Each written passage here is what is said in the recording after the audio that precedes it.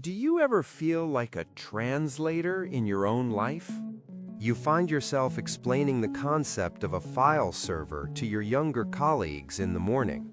Then, in the evening, you're teaching your parents how to use a QR code for the third time. You fluently speak two different languages, the analog dialect of the past and the digital code of the present. We don't just use technology, we translate it for everyone else. If you were born between 1977 and 1985, this sensation isn't random. It's the defining feature of your identity. You're part of a unique and often overlooked microgeneration. You are a Xennial. And this feeling of being caught in the middle is the key to understanding your entire psychology. For too long, we've been defined by what we're not. We're not quite Gen X, and we're not quite millennials. But what if this in-between space isn't a void? What if it's a bridge, and you are its architect? In this video, we're going to unpack the unique psychological blueprint of the Xennial mind and show you why your position isn't a weakness, but a quiet superpower. You have one foot firmly planted in the analog past and the other stepping into the digital future. You remember the world before the internet, a world of tangible things? You can still recall the satisfying clunk of a VHS tape being pushed into the VCR. You know the specific screeching symphony of a dial-up modem connecting you to a brand new world. And you remember the sacred ritual of having to rewind that tape before returning it to Blockbuster. These aren't just quaint memories. They are the building blocks of your entire worldview. To truly understand who we are, we have to look at the three distinct pillars that built the Xennial psyche. First, we'll explore our analog childhood, the foundation of our resilience and creativity. Next, we'll dive into the digital shockwave that followed, the moment we became translators for the entire world. Then we'll confront the economic pressures that shaped our signature blend of pragmatism and skepticism. And most importantly, stick around to the end, because after we understand the why, I'm going to give you practical strategies to turn this unique experience into your superpower. This is more than a history lesson. It's a validation of your entire life's journey. It's the story of how being from two worlds makes you uniquely whole. So, to understand the Xennial mind, we first have to go back to a world powered by imagination, patience, and a healthy dose of boredom. Before the infinite scroll, our world had hard borders. Childhood wasn't a series of scheduled playdates and enrichment activities. It was an unstructured expanse of time. Our only curfew was the flicker of the streetlights turning on, a signal to head home for dinner. This wasn't neglect, it was freedom, and it taught us independence. When we were bored, we didn't have a device to entertain us. We had to invent our own fun, building forts from couch cushions or creating entire universes with a few action figures in the backyard. This constant need to create our own entertainment wasn't just a pastime, it was a creativity gym, building muscles of imagination that serve us to this day. Information was also a destination, not a notification. If you needed to know something for a school report, you had to physically go to the library. You had to navigate the Dewey Decimal System, pulling heavy volumes of the encyclopedia off the shelf. This process taught us patience and the art of research, the ability to sift through information to find what was valuable. Think about our media consumption. There was no binge watching. We had to wait an entire week for the next episode of our favorite show. This scarcity created massive shared cultural moments. Everyone watched the same Saturday morning cartoons, and everyone talked about the season finale of a big show on Monday. Communication was also deliberate and often secretive. We perfected the art of folding notes into intricate origami shapes to pass in class, a high-stakes mission with real consequences if you were caught. Or consider the mixtape, a carefully curated declaration of friendship or love that took hours to record from the radio. Each song choice was a line in a conversation, and the entire tape was a tangible artifact of a feeling. There was no constant contact. Your friends were out of reach until you saw them at school or called their family's landline. This built a resilience to solitude and an appreciation for genuine connection when you had it. Our nostalgia isn't just a feeling, it's a data set of a world that no longer exists. It's a memory of a time when boredom was the mother of creativity and patience was a non-negotiable skill. This analog foundation gave us a sense of self that was forged offline, in the real world. It gave us our roots. But then, everything changed. Do you remember the first time you heard that dial-up modem screech? That wasn't just noise. That was the sound of your world being rewritten. For generations before us, the world they were born into was largely the world they died in.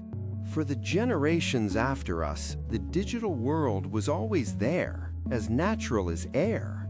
But for us, the digital world arrived like a shockwave in our late childhood or early adolescence. We were old enough to remember the before times with perfect clarity, but young enough to be rewired by what came next.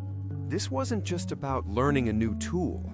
It was a fundamental cognitive and social shift that I call the Great Translation. We were tasked with taking all the analog concepts we grew up with, like friendship, identity, and community, and translating them into new digital formats. Consider our first steps online.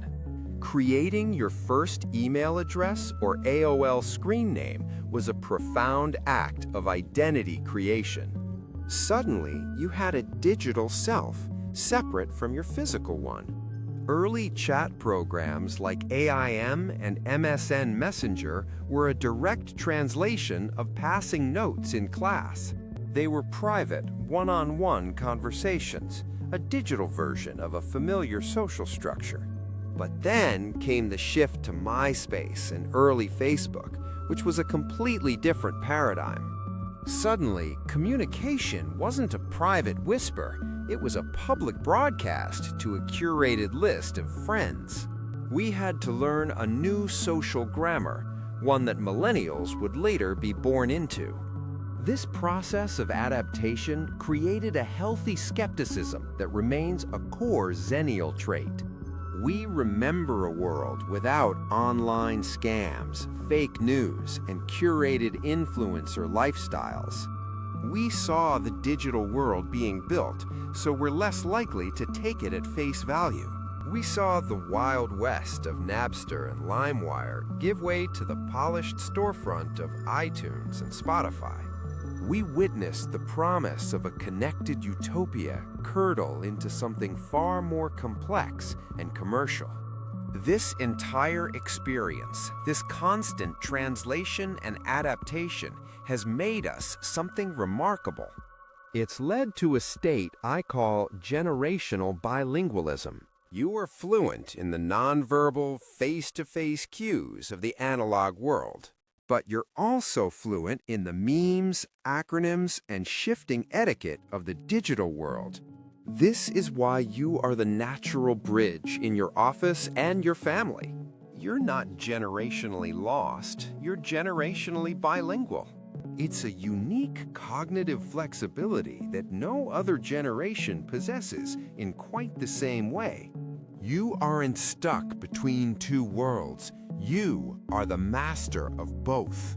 If this explanation of the Xennial mindset is resonating with you, consider subscribing.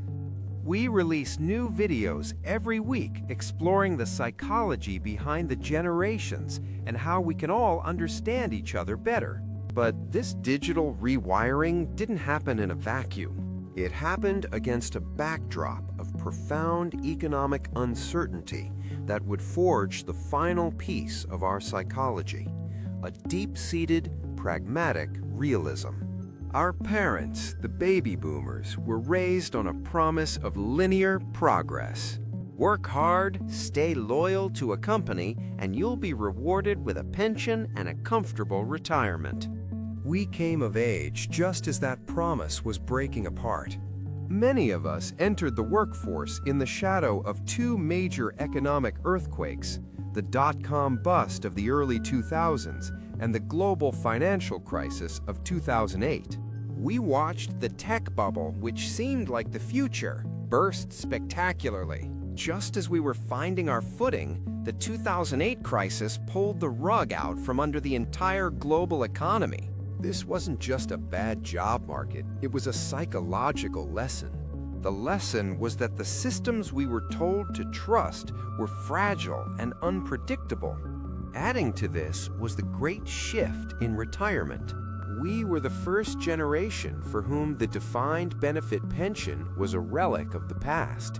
In its place came the 401k, a system that shifted all the risk from the corporation to the individual.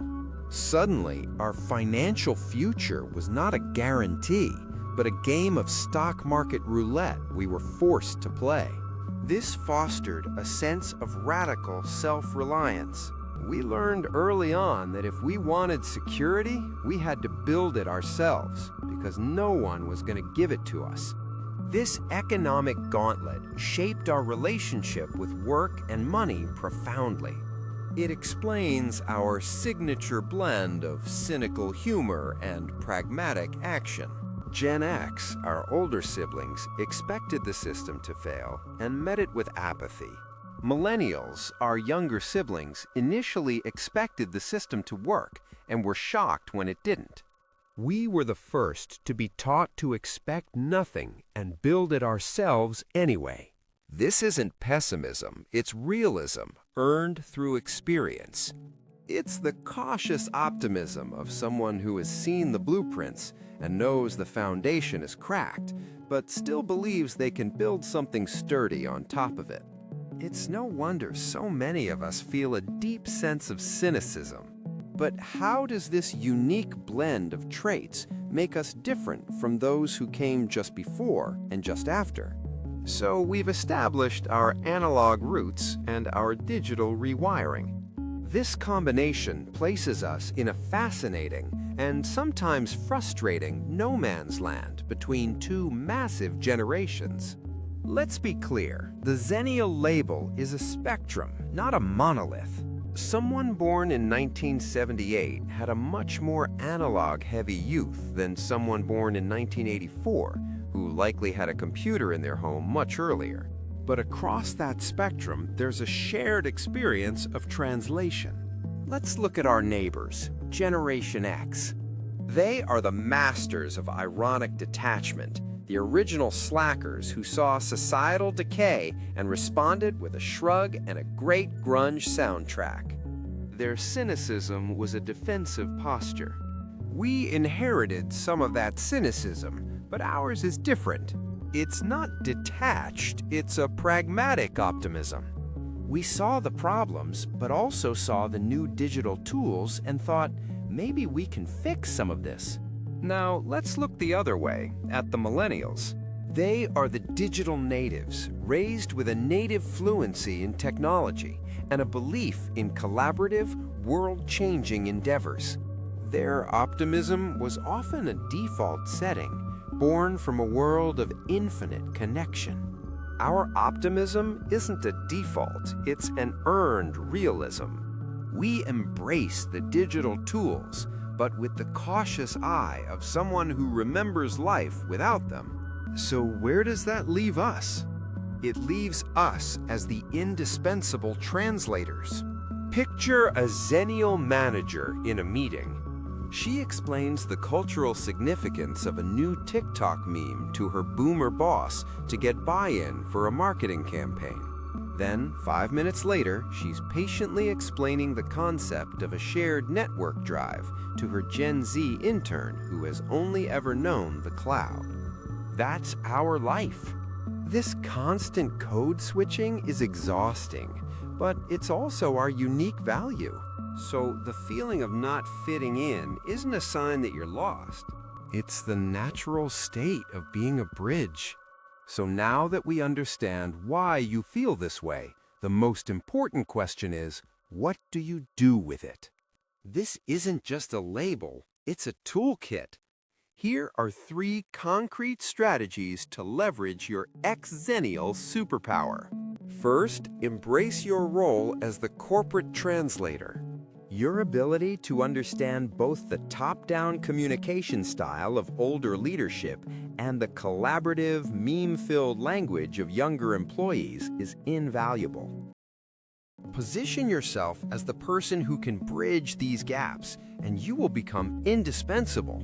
Second, become the analog ambassador in your personal life. You are the last generation with a living memory of a pre-internet world.